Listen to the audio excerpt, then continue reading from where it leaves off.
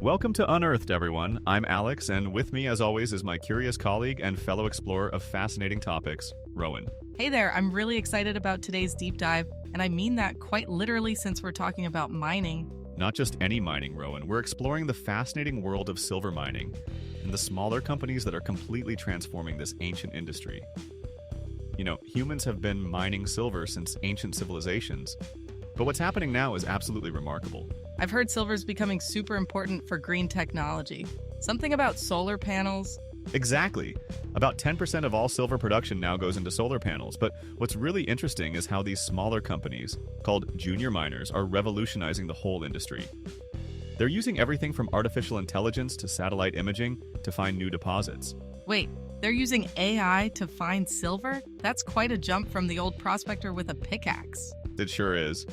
And today we're going to explore how these smaller companies are balancing cutting-edge technology with environmental challenges, transforming local communities, and even helping drive the green energy revolution. Sounds like we've got quite a journey ahead. I'm particularly curious about how these small companies compete with the big players. Well, you're in luck because we've got some amazing stories to share about exactly that.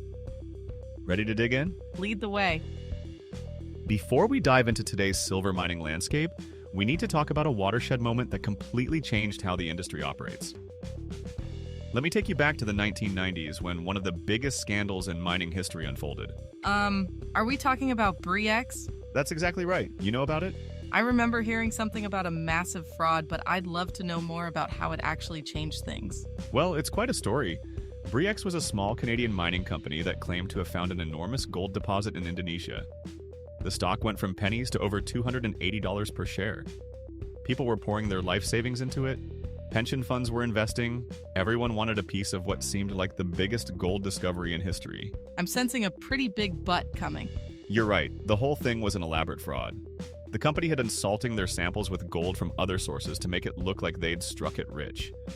When the truth came out, billions in market value simply vanished overnight. That's terrible. How could they get away with it for so long? That's the fascinating part. Back then, the rules around reporting mining discoveries were, well, let's say they were a bit loose. Companies could basically announce whatever they wanted without much verification. So what happened after the fraud was discovered? The industry realized it needed to change, and changed dramatically. This led to the creation of something called National Instrument 43101, or NI 43101 standards. That sounds very technical. What exactly does it do? Think of it as a complete rulebook for how mining companies have to report their findings. Every single claim about mineral deposits needs to be verified by qualified professionals. Companies can't just say they found silver. They need extensive documentation, proper sampling methods, and independent verification. So it's basically like having a building inspector, but for mining claims? That's a great analogy. And just like a building inspector, these qualified professionals put their reputation and credentials on the line with every report they sign. It created accountability where there wasn't much before. This must have really changed things for junior mining companies. Absolutely. While these standards made exploration more expensive and time-consuming, they also made the whole industry more trustworthy. Investors now have real confidence that when a junior mining company announces a discovery, it's been properly verified. I guess that's particularly important for silver mining right now, with all the demand from solar panels and green technology we mentioned earlier. Exactly. And here's something interesting. These standards have actually helped smaller companies in unexpected ways. When a junior miner makes a verified discovery today, larger companies know they can trust the data. This has led to more partnerships and acquisitions, giving junior miners more paths to success. So in a way, the Bre-X scandal actually helped create the modern junior mining industry we see today? That's right. It's a classic example of how a crisis led to positive change. The industry had to rebuild trust from the ground up, literally and figuratively. And I suppose these standards are even more important now with all the new technology being used in exploration. I mean, if people could fake traditional samples, imagine what they could do with AI and satellite data. You've hit on something really important there. The standards have had to evolve to keep up with new technology, but the basic principle remains the same. Every claim needs to be verified, documented, and signed off by qualified professionals. It's amazing how one fraud case could have such lasting impact on an entire industry. Sometimes it takes a crisis to create meaningful change, and speaking of change, wait until you hear about how these junior mining companies are using artificial intelligence to revolutionize exploration. You know, Rowan, while we're talking about these dramatic changes in the industry, There's something remarkable happening right now in the silver mining world that's transforming the entire sector. Is this about the solar panel connection you mentioned earlier? Exactly. The relationship between silver mining and solar technology is creating some fascinating market dynamics. Just 10 years ago, solar panels were a tiny part of silver demand. Now they're consuming about 10% of all silver production annually. That's a pretty dramatic shift. But why is silver so essential for solar panels? Well, silver is actually the most electrically conductive metal we know of. When you're trying to capture and convert sunlight into electricity, you need the absolute best conductor possible. Each solar panel contains tiny silver lines that carry the electrical current. So as we push for more renewable energy, we actually need more mining? That seems almost contradictory. It's one of those fascinating paradoxes in the green energy transition. To build clean energy infrastructure, we need these critical minerals, and this is where junior mining companies are finding a really interesting niche. How so? Well, many of these smaller companies are specifically positioning themselves as green technology suppliers. They're developing new deposits with solar manufacturers in mind, and some are even partnering directly with solar companies. I imagine this must be creating some interesting opportunities for these junior miners. Absolutely. Some of these companies are finding that their previously marginal silver deposits are suddenly quite valuable. A deposit that might not have been worth developing when silver was mainly used for jewelry might now be economically viable when you factor in the consistent demand from solar manufacturers. That's fascinating. So these junior miners are essentially becoming part of the green energy supply chain? Precisely. And here's something really interesting. Some solar manufacturers are actually investing directly in junior mining companies to secure their silver supply. It's creating this whole new ecosystem of partnerships. But surely this must be putting some pressure on silver supplies, right? You've touched on something crucial there. The solar industry's demand for silver is growing so rapidly that it's creating what some analysts call a supply squeeze. Junior miners are racing to find new deposits just to keep up. And I guess this is where all that new technology we talked about earlier comes in handy. Exactly. These companies are using satellite imaging and AI to identify promising silver deposits that might have been overlooked in the past. But there's an interesting twist to this story. Oh, what's that? Many of these junior miners are now specifically looking for deposits near existing solar manufacturing facilities. They're thinking about the entire supply chain, not just the mining aspect. So they're basically creating these local green technology hubs? Yes, and it's having some unexpected benefits.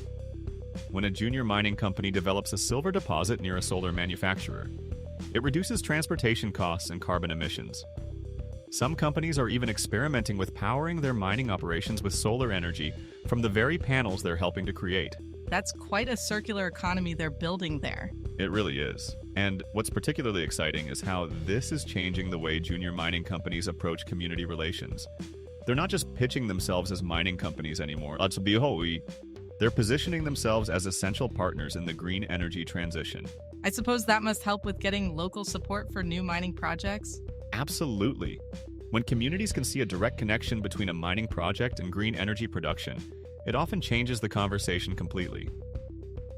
These junior miners are finding that their social license to operate is easier to maintain when they're clearly part of the clean energy solution.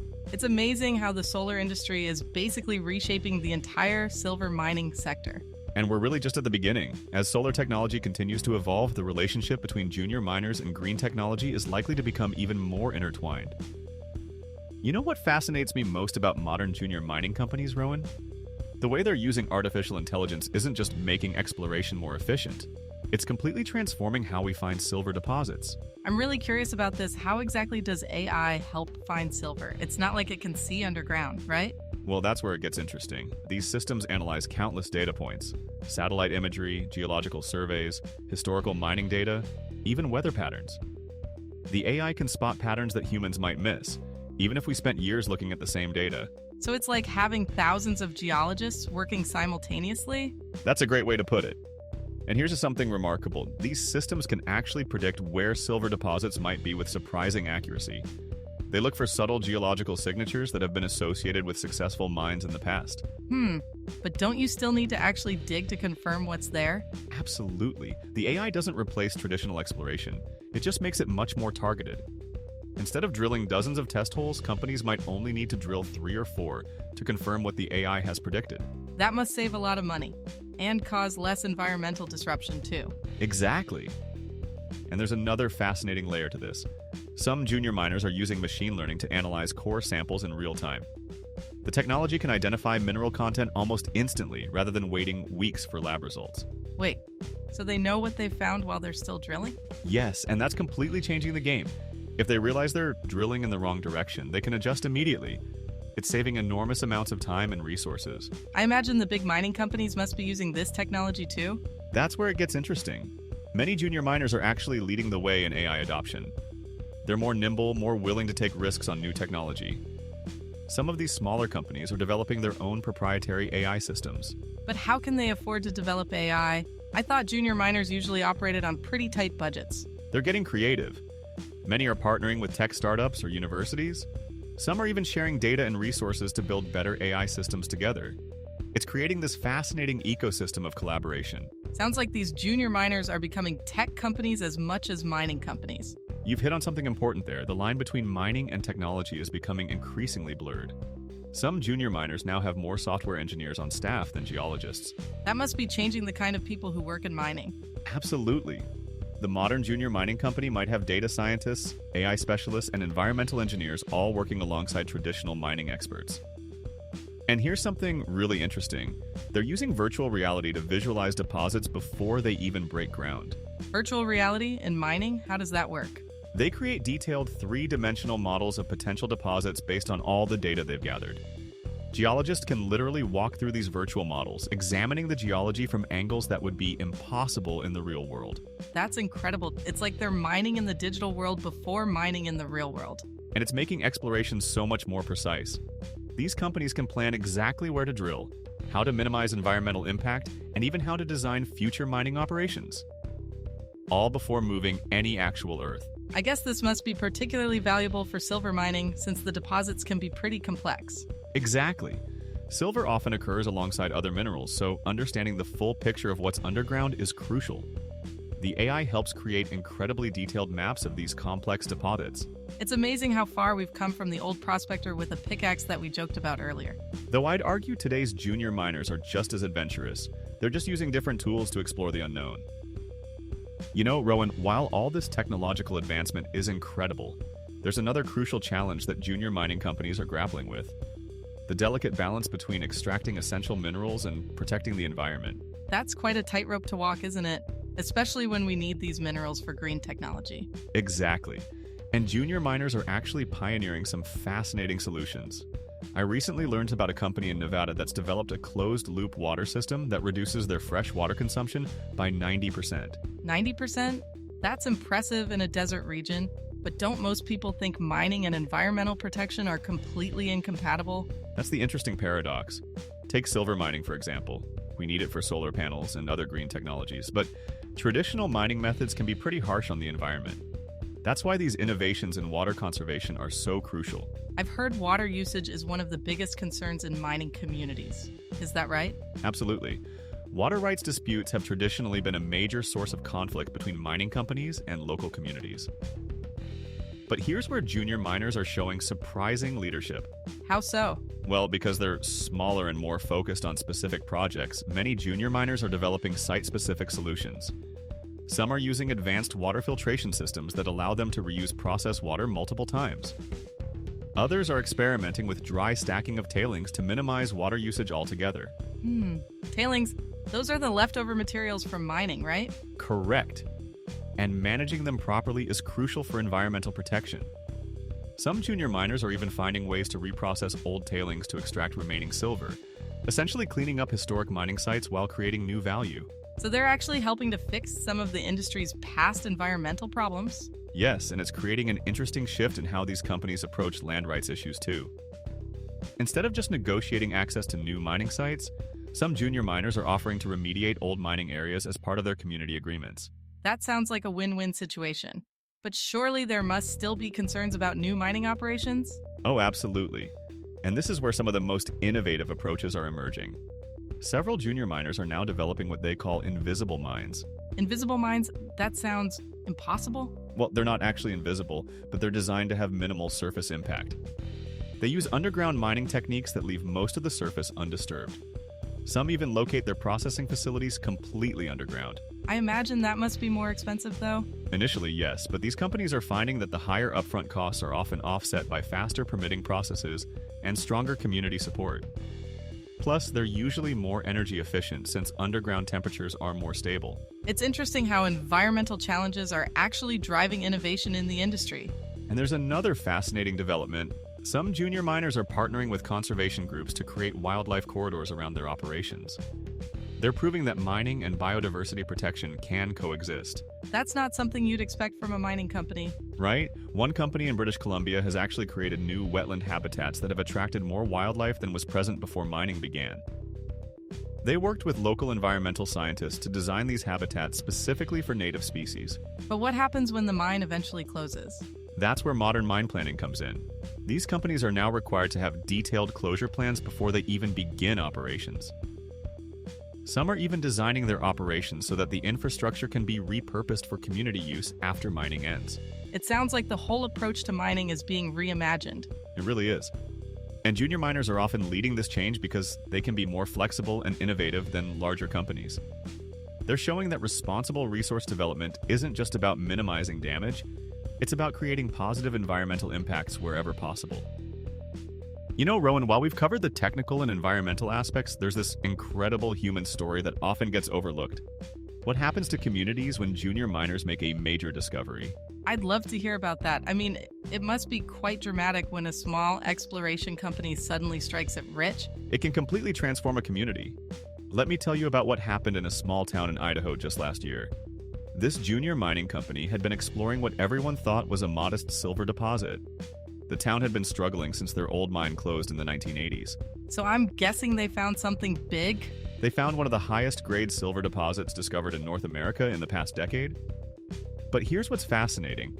The impact started even before they began producing any silver. How so? Well, just the exploration phase created about 50 new jobs. But it wasn't just mining jobs. They needed everything from local caterers to environmental consultants. The local coffee shop went from struggling to stay open to hiring 3 new employees just to handle the increased business.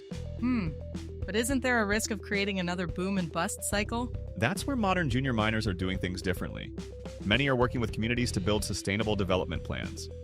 In this Idaho case, the company actually helped establish a technical training center that teaches skills useful beyond just mining. So they're thinking about the long-term impact on the community? Exactly, and here's something really interesting. Some communities are becoming active partners in these projects.